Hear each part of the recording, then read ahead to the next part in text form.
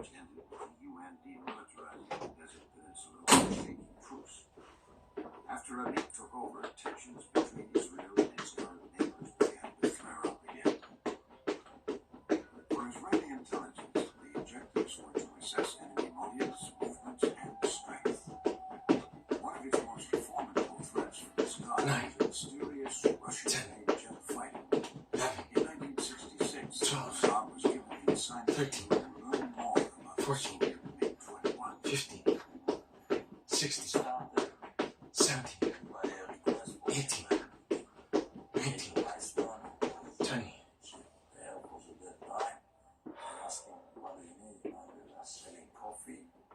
Said I need to be out. An impossible mission. That's why I'm asking you. To get its hands on something no one in the West had ever seen before, Israeli intelligence launched Operation 007. In 1965, an Iraqi walked into the Israeli embassy in Paris and guaranteed that he could provide a MiG-21 for $1 million in cash. Based on the man's instructions, the Mossad made contact with one of his relatives, Munir Redfa, an Iraqi Air Force pilot. As a Christian, Redfa and his family felt discrimination in Iraq. He would steal his Iraqi MiG, provided he could get half the money in advance and the balance delivered just before flying his plane out of the country. I was very much impressed by him. He was a stable person. He was very reliable. He was operating according to the law, rules, orders, and fulfilled everything that we asked to do. Payment was to be made in a Swiss bank account. He was gambling with more than money. The Mossad's name was on the line. Prime Minister Ben Gurion and his chief of staff, Yitzhak Rabin, gave 007 the green light. The deal provided for 43 persons of Redfa's family to be airlifted out of the country to safety. On the night before Redfa would make his flight, the family was laid deep into the mountains where Turkish Air Force helicopters were waiting. Flying over the crossed back into Turkey. An Israeli agent made a call to Redfa, telling him, "Your sister has safely delivered a baby girl." This was Redfa's signal to fly out on the pre-designated route. 1 hour later, on the morning of August 16, 1966, Redfa's plane arrived in Israeli airspace. Nothing but granted. The last phase of the totally secret operation required Mossad to deceive its own country's Air Force. When pilots spotted the incoming MiG, they were instructed not to shoot it down. It was top secret. Only maybe 10 people knew about it. Only 2 people in the Air Force. Nobody, none of the pilots. So we had to build a story within a story and deceive our own people, tell them all kind of things, so they will not do anything without personal order from the commander of the Air Force. And it worked. Israel had its reward. It was the first time a sophisticated Soviet warplane had fallen into the hands of the West, as we've seen here. The Soviet Union, which still had relations with Israel, requested the plane's return, while Western intelligence services put on the pressure to have a look. The United States was mired in the Vietnam War and suffered heavy losses from the deadly precision of the MiG-21. The Pentagon recognized the value of studying the Soviet-made warplane that was wreaking so much havoc in the air war over Southeast Asia. Finally, the Israelis chose to allow the Americans to closely examine the plane. Every Israeli pilot trained in simulated combat against the MiG-21. As tensions grew, the Israeli Air Force hoped that this training would provide a decisive edge in any future conflict against Arab states who used Soviet military equipment. Their hopes came true 1 year later in the Six-Day War.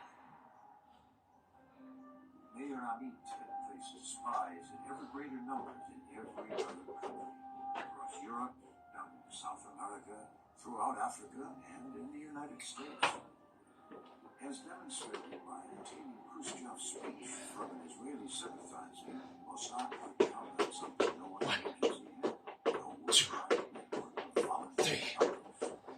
4, Regardless of their allegiance to their countries, 6, Jews, 7, 8, 9, 10, 11, 12, People ask 13, why Israel 14, intelligence is 15, so 16, advanced. 17, And my answer is 18, because of the security. 19, We are a small tiny 20. country. We don't have enough space or leeway to operate with stability. And our only way to extend our net is to, let's say, put our eyes or ears beyond the border. Some Israeli spies were Sephardic Jews, immigrants from Arab countries who could easily blend into Arab society. In 1967, they helped penetrate nearly every Egyptian airbase and military headquarters. It was clear the Egyptians were preparing for a major attack against Israel. In addition to the big picture, Israeli intelligence gathered the small details. How far did the Egyptian pilots have to walk from their barracks to the mess hall? When did they take coffee breaks? How much time did they need to get their planes in the air? Mossad's analysts produced a remarkable blueprint of life on and around Egyptian air bases. As Egyptian forces were massing along his border, Meir Amit received indications from Washington that if Israel launched a preemptive strike, the Johnson administration would not object. Israeli intelligence knew that airfield radar units were at their most vulnerable during the early morning hours. Agents recorded the time Cairo morning rush hour traffic was at its heaviest. On the evening of June 4th, 1967, one agent reportedly entertained Egyptian Air Force pilots all night. The next morning, at 8:01, Israeli jets conducted a surprise strike with deadly precision. The attack had Egyptian pilots scrambling out of their barracks on airfields all across the Sinai. They find their planes on fire and exploding all around them. The Israelis destroyed a total of 419 aircraft on the ground. 90% of the Egyptian Air Force.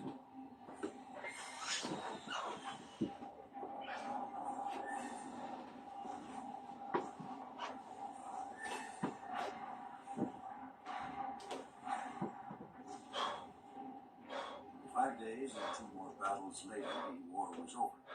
Once again, Israel had survived. The war was over in 6 days. Vital intelligence had virtually settled the outcome on the first day.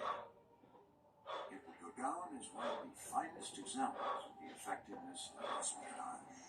But victory would appear elusive in a different kind of war to be waged by Mossad.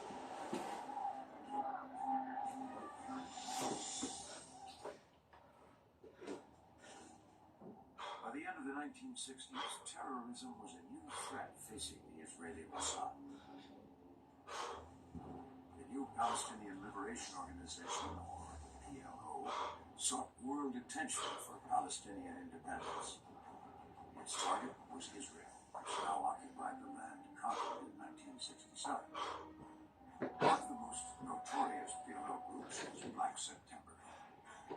Black September was meant to recall September of 1970, when PLO fighters had been trying to overthrow King Hussein of Jordan, and Jordan, with some help from Israel, by the way, crushed the PLO. September of 70.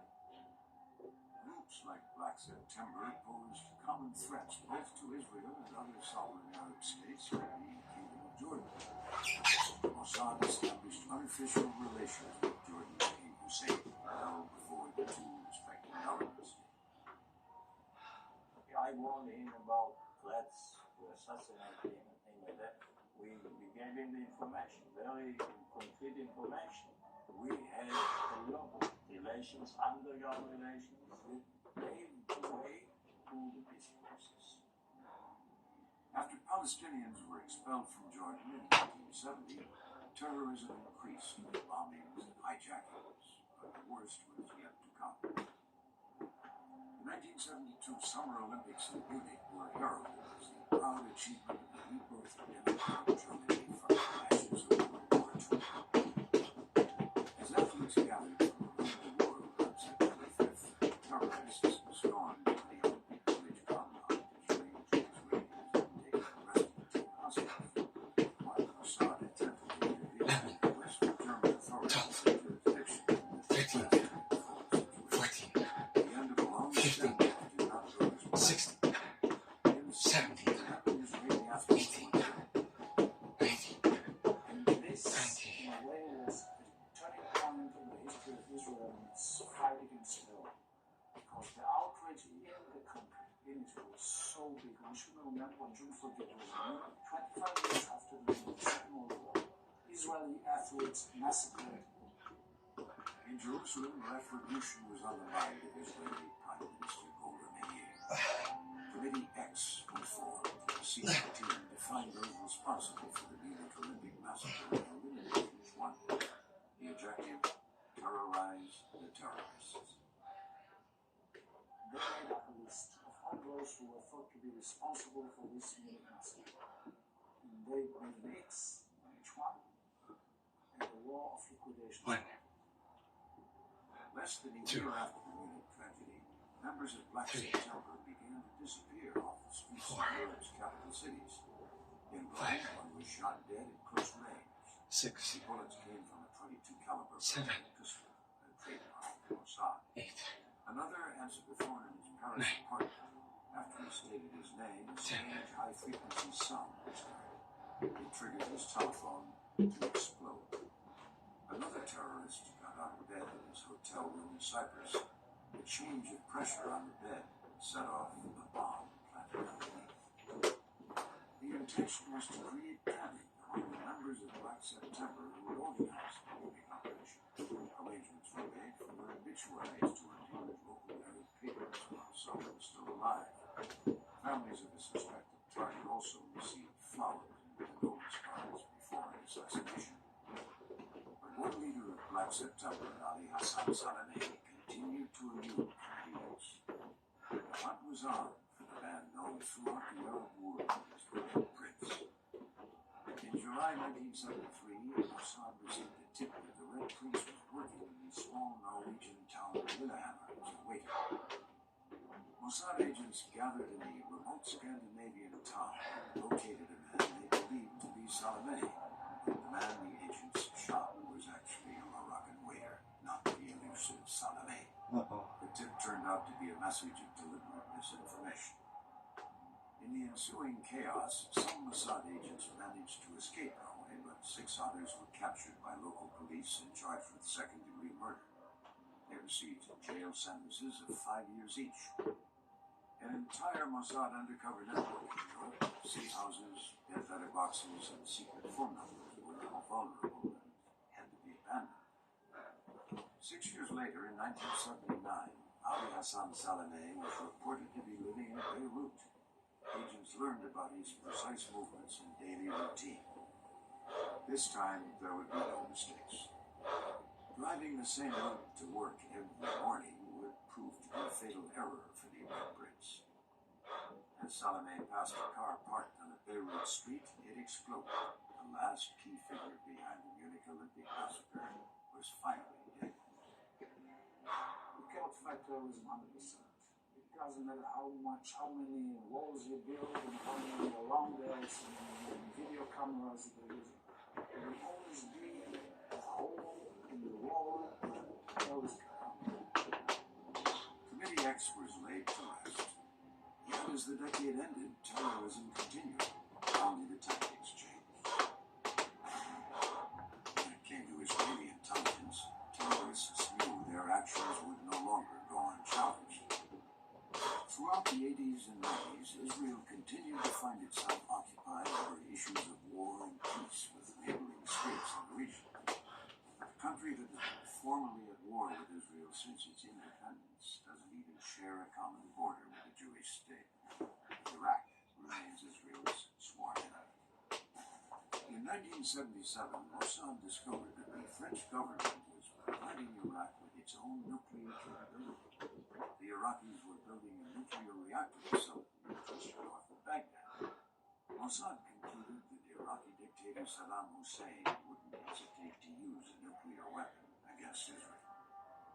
The Israeli Air Force began planning to bomb the site before it became hot with uranium rods in the reactor core. Israeli pilots attacked the plant on March 15, 1981.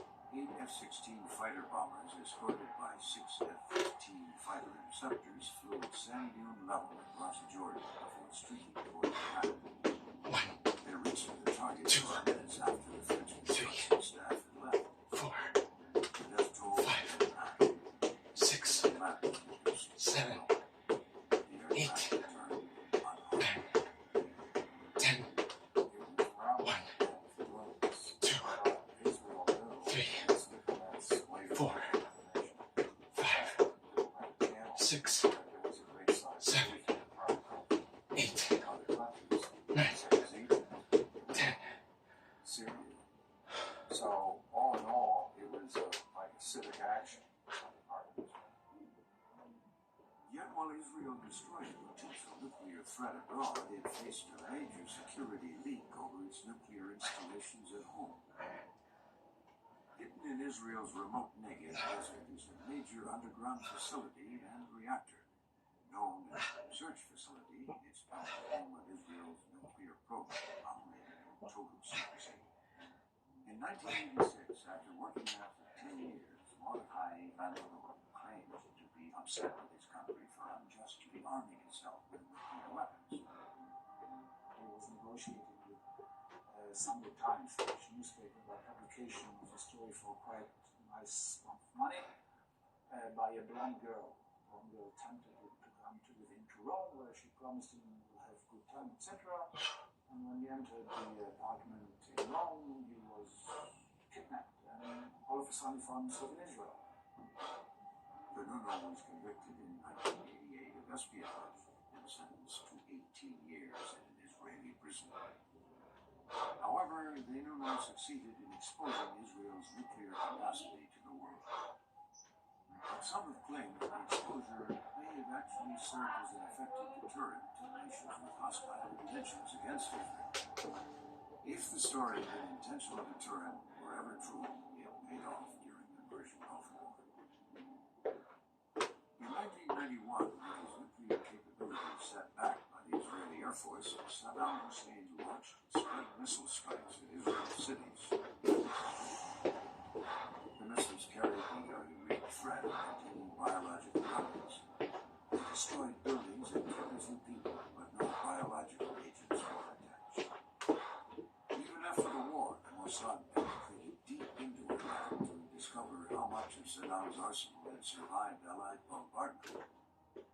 Mossad learned that Iraq still possessed quantities of anthrax, smallpox, the Ebola virus, and chemical nerve agents, a stockpile that would not only annihilate all Israelis, but a sizable population of the world as well. Even after years of UN arms inspections, debate continues whether Iraq has indeed complied with its required disarmament of weapons of mass destruction. After only 50 years in the spy game, the Mossad is a veteran, a unique agency with a special mandate for times of war and times of peace. Throughout Israel's history, Israeli intelligence has helped get Jews out of countries where they were in trouble, where they could not live in freedom, where they could not live safely, and get them to Israel. I mean, who else does that? It serves a nation with a long ancient legacy and a brief modern history. Israel's Mossad is operated in every corner of the world to protect Israelis and Jews.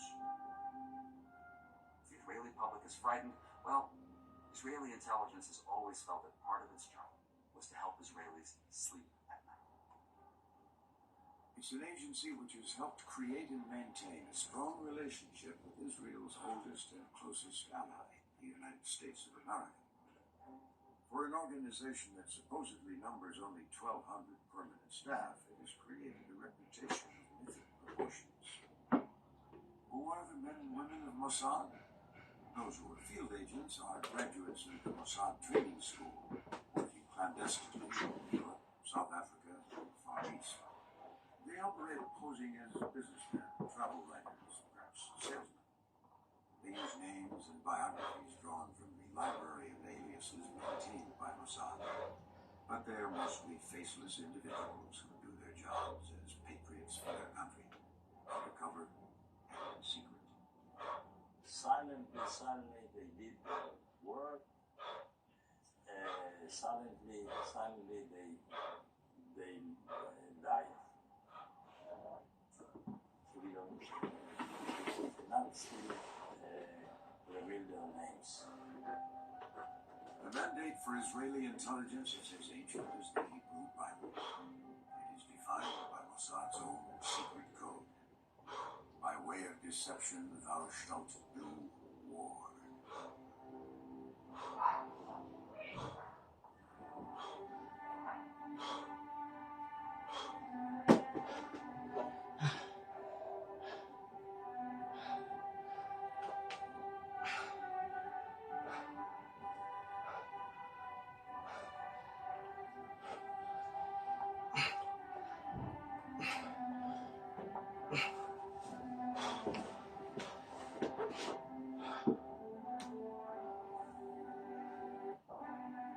For Israeli intelligence is as ancient as the Hebrew Bible.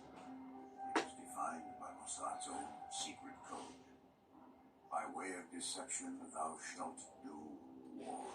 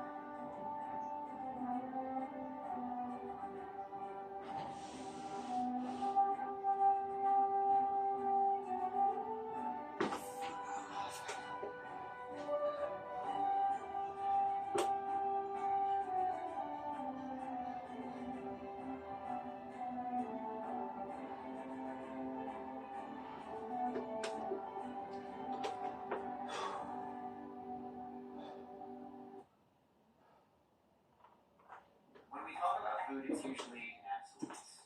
There's good food and bad food. Spinach is good for you, milk is bad for you. Quinoa is good for you, gluten is going to kill you in your sleep. Could it possibly be this simple, or are we missing something when we talk about food?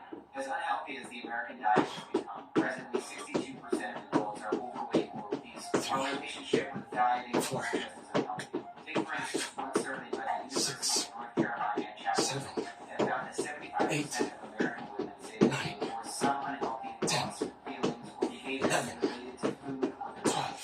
Food can be a source of pleasure, joy, and it can help bring people together. Or it can be a place of shame. 16.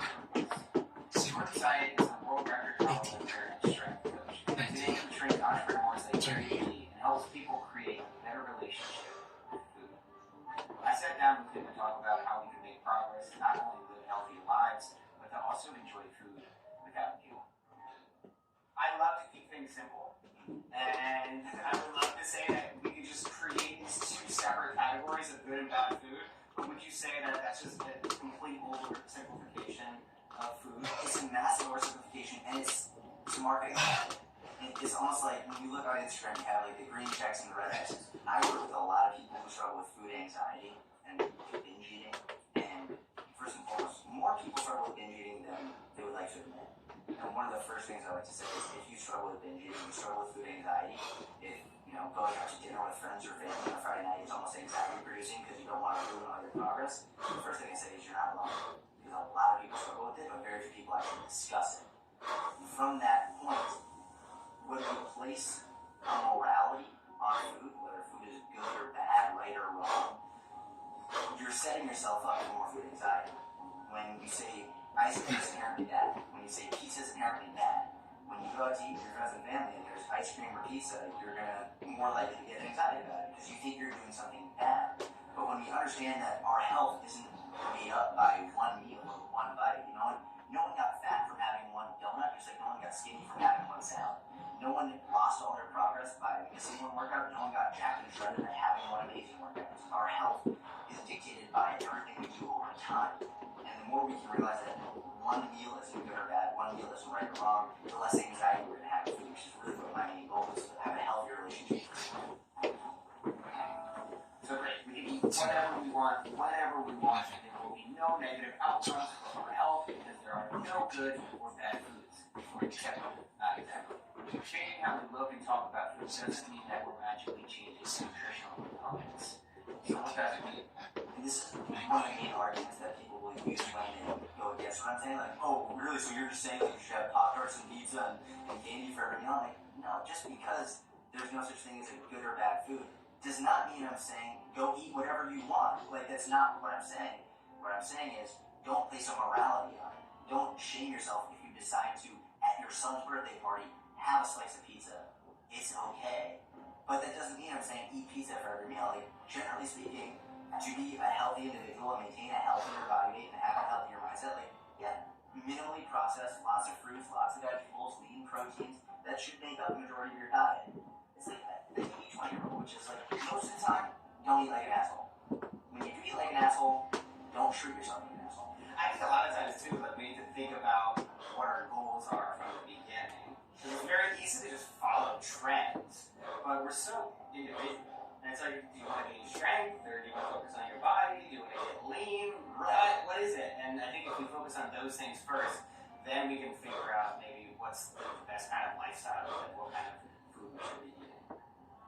The health and fitness community can be a confusing place to navigate. It's overloaded with opinions, pseudoscience, and proclaimed experts. While there's a wealth of helpful knowledge, it can be difficult to discern what's best for you.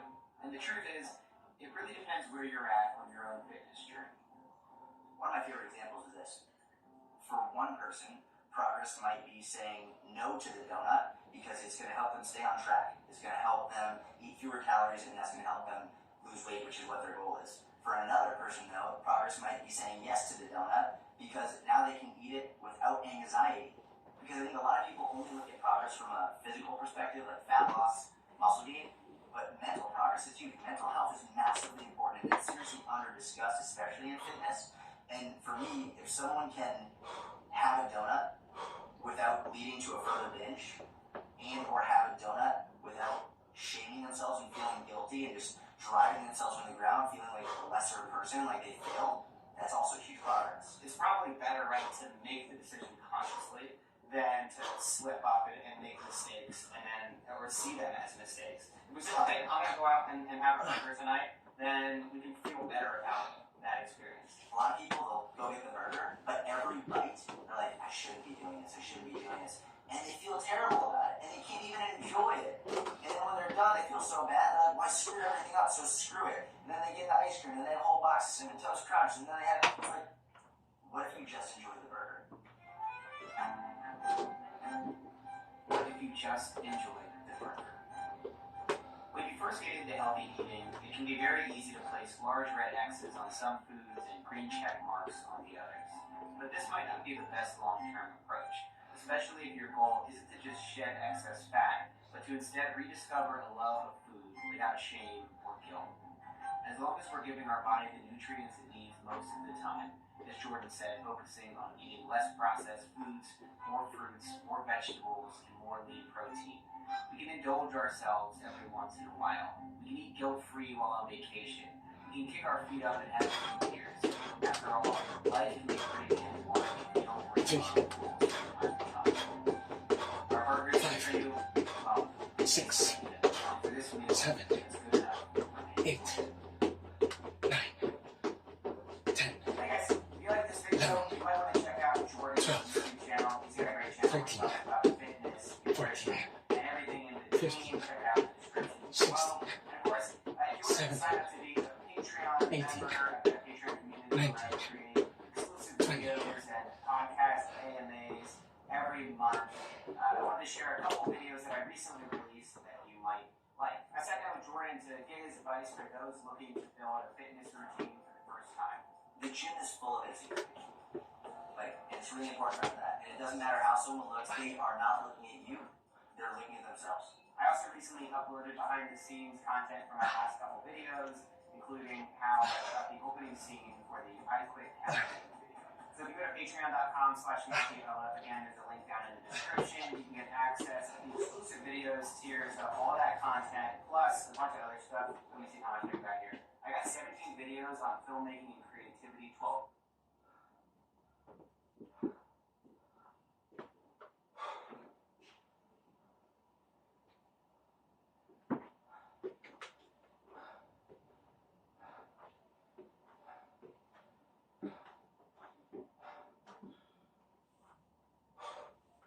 One,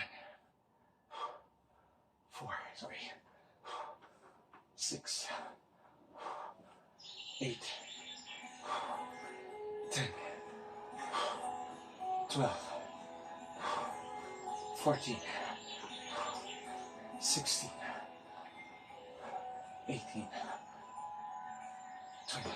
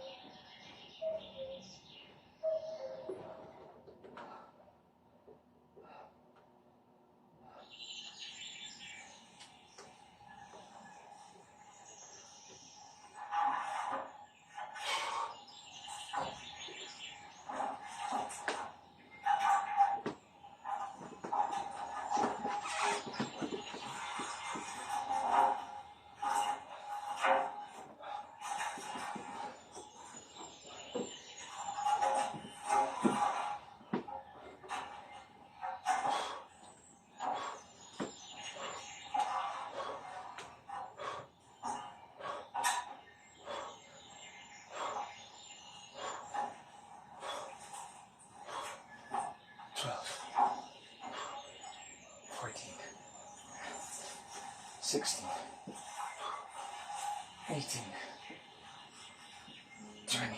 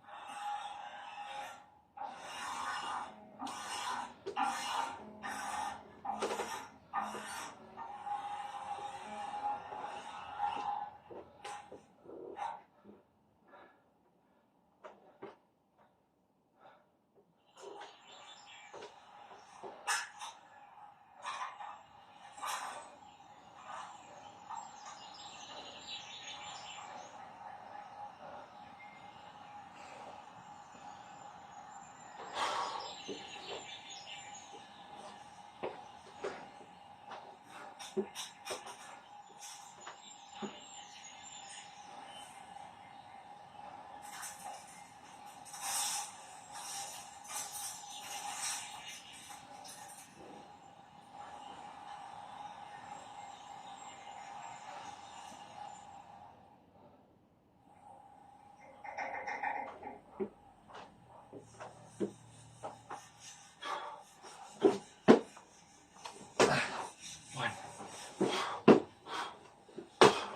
2,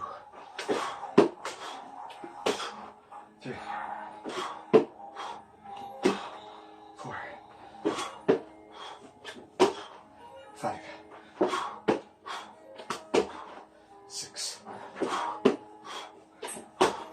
7, 8, 9, 30.